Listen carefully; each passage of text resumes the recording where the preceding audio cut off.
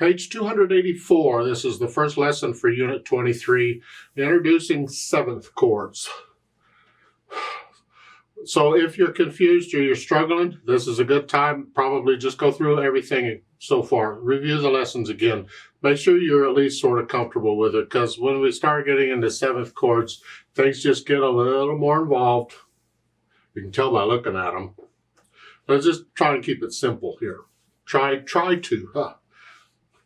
Basically, a seventh chord is a four-note chord. You can see four notes. You don't have to use all four of them. We've been using a 5/7 chord for a long time. We only use three notes. So let's just take C major here. You start out with a triad. It's the first three notes, and then we just add a fourth note, which is every other note. And in root position, where it's every other note, that fourth note is a seventh above the root of the chord. So the seventh, when we talk seventh chords, you're talking an interval of a seventh from the root of the chord to the note that's the seventh above it. Here. It could be major seventh, minor seventh. We'll get into that later. Right now, that's just it. So it's a triad with another note. That's a seventh chord. With the black keys and all that. You have to stay within the key signature. So it's like if I'm in D major has two sharps, F sharp, C sharp. So if I had that, then the seventh would be here. You got to stay within the key signature. Now we alter these notes, change them slightly to flatten them or sharpen them, or usually flatten them, to change the color, the harmony just a little bit. It also helps us to modulate or to change from one key to another. We can use seventh chords for that. So on page 284 in the middle, they're showing you the basic seventh chords. You should do these in both hands. And then F major 7, and you see the chord F, M-A-G for major 7. That's important. You can't just say an F7 because that's a slightly different chord. F major 7 is a major seventh. A major seventh. Remember, the intervals all have flavors to them.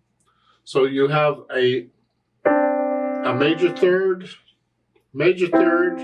perfect fourth, perfect fifth, major sixth, major seventh, and a major key. You have to stick with it. Okay, we're talking major seventh is an interval of a major seventh here. That's what that is. C major 7. And you got to have all that in there. C, M-A-G with a superscript 7 here. Okay, and then an F major 7, F with the 7th. Just stay within the key. That's it. You get a major 7th automatically if you just stay within the key. That's within the key. And then the G major 7th. In the music, it's written in one place. I use it in different. Doesn't matter where it is. It's just here. As it got a G, and I had the 7th, which is in G major. It's an F sharp. Remember, the 7th is going to be a half step below the tonic of the key. So G, a half step would be an F sharp. Got it? And they've got it's a chord progression. Okay, jazz and blues uses a lot of seventh chords. In fact, it's almost all seventh chords with a few sixths and twos and fours stuck in there, but a lot of dissonance in those. Now at the bottom of page 284, now we get what's known as a C7 or F7 where the M-A-G is taken out. This is where you have a seventh chord, except now you're using the minor seventh. So now you have to lower the seventh step a half step down. So you're using a note now that is not in the key signature. So when C7 is here, major 7 is here, but a C7 chord is here. And this is the one we use mostly, because this one helps to modulate from one key to another. I can go, since F major has a B flat in it, I can go from here, C, C. It just leads into another key. It goes from C major to F major just by using the C7th chord, by introducing that G. So in the bottom, they give you that, a C7. And you don't see the major in it, then you use a minor 7th. It's a major triad with a minor 7th. F7, a major triad with a minor 7th. G7 with a minor 7th. G7 leads into C major. If you're modulating, you've been in G major, you can use a G7 to get into C major. Well, okay. And then C7 again. Okay. Now, in case you're not confused yet, let's go on. Page 285 at the top. Now we get what's known as a minor 7th. Even though you're using a minor 7th, the interval of the 7th, minor 7th interval, we just say it's just a 7th. But a minor 7th is where we're using a minor triad and adding the 7th. And it is a minor 7th added too. So we have a minor triad and a minor 7th. It's a C minor 7. The little m means minor. C minor 7. G, F minor's here, and G minor's here, and F. It sounds jazzy. It's the kind of chords jazz pieces would use. All right, in the middle of page 285, now we have C minor 7th with a lowered 5th. Isn't this fun? Well, remember the 5th of a chord is the 5th here. C, 1, 2, 3, 4, 5. So I have a C major chord, but I want a C minor chord. It says C minor right there in the thing, C minor. That's a 7th, so I'm going to do that. But now I'm going to lower the 5th. I want a minor 5th. That's what that is. So I have the C minor with the lowered 5th. So we have a C major, I go to C minor and minor here. And now I lower the 5th. And that is a C flat, not a B natural. Remember, we have to stay within the chord structure. And that's every other letter. And that's why they don't use B naturals in the music. It's C flat. Technically, it's not exactly the same pitch, but for our purposes, it is. And then G minor, well, we have a G7 here. I can go to a minor here, and then I go to this minor. Now I got to do is lower the 5th here. Here. And I end up with whatever it is I end up with. And then here. So you get those two. Bottom of the page on 285, you get the C diminished 7th. Does this get better or what? Well, I use a lot of C diminished 7th. I even have videos on this particular one because in piano playing, when you're first starting out with learning arpeggios, the full diminished 7th chord is great because it's made up of all minor thirds. And it makes the fingers spread out. And that's great for learning to play the piano. I had to do those a lot before I got into the regular arpeggios. Them and all their inversions, although it's not hard because there's only 3 different ones, and 2 of the 3 feel the same on the on the piano, on the keyboard. However, let's look at this and see if we can understand what's going on. C dim 7. This is bottom of page 285. Well, a C chord is that. I add the 7th. I got that. You don't have to do this. I'm just kind of leading you in so you understand what's going on.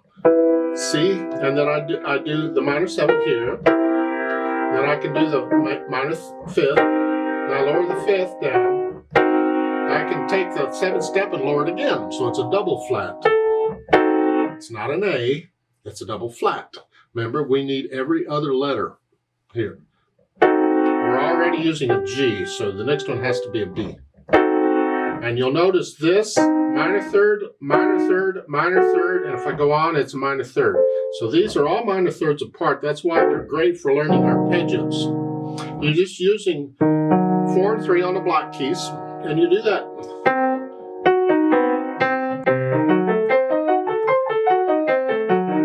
Videos, as I said, and it's the trill actually, because it drills in this muscle memory, the feeling of these notes being apart like that, your fingers spreading out. And there's only 3 of them on the keyboard because you're either using these 2 black keys or you're using these 2 black keys. And if you do all the inversions, and plus the 3rd one, which is different, where you're only using this black key here, and that's 4th finger. Here.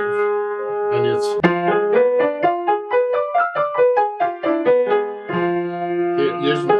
And on keyboard playing, physically, those are the three only diminished seventh chords there are, plus their inversions. And that covers all the key signatures, the whole circle of fifths, those three. It's handy. I do a lot of diminished seventh, especially when warming up and whatever, because it gets the fingers kind of warmed up and reminds me I can't play it or something. I don't know, but that's what we're doing here. The fingering is, well, when you're just fingering it, to finger it, you just finger it however, but when I'm a third apart, I use fourth finger. So it'd be here. On most all of them, it would be that here. I don't use third finger here, that's what I'm saying. There's probably exceptions in the actual piece. It depends on what came before and after and what other stuff is involved. But generally, I would use fourth finger on fingering all of these. Now, on page 286, they're giving you some up there. You can knock yourself out with that if you want, whatever. We get them in the pieces. As long as you understand how they're constructed, that's what we're after. You're just starting down here, and you're just going up a C major scale using whatever the seventh is, because it'll change from note to note. And they give you the names of A minor 7. Remember, that is a seventh chord with using a minor triad. A minor 7, by the way. And here is a B minor 7th with a lowered 5th. And next is C major 7, D minor 7, E minor 7, blah, blah, blah, blah. Okay. The point I'm getting at is you need to be able to figure these out in the music. You don't need this huge chord chart like they publish, and here's all the chords for piano. If you just understand how they're constructed, you'll just figure it out when you need them, and you get used to playing. You'll see a lot of the chords over and over and over. A lot of them are used more than others. On page 287, it's sort of like page 286, but now it's broken and blocked. It's just and I use fourth finger again.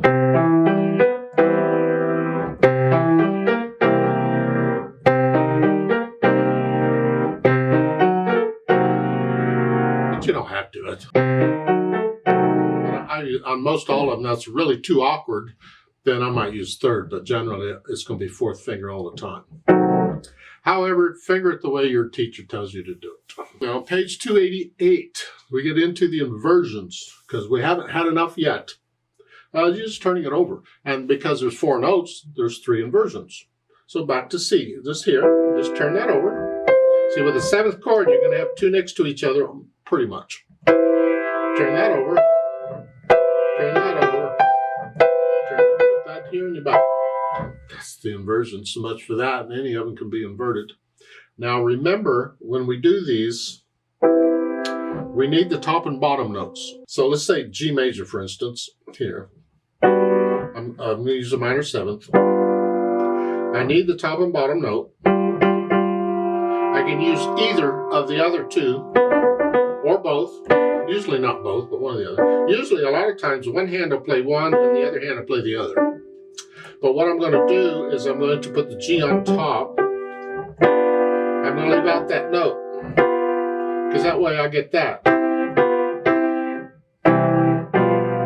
From the C, or the 1 chord in C major, 1 chord to the 5/7, C, that's what it is. It's not a C, a 5 major 7th, because that would be here. Because that would be an F sharp, but a minor 7th is an F natural, so it's a C7, or a G7, excuse me. Don't confuse me, it's all fine, okay. Basically what they are. They show them on the page how it works and all that, and you're liable to get any. It has to do with voice leading, to lead, one voice kind of leads on, it carries on, it makes sense, and also what the bass note is. The bass note's really, really, really super important, and sometimes you want one note over another, and that could require an inversion. So it depends on the bass note. Anyway, if you have any questions, ask your teacher.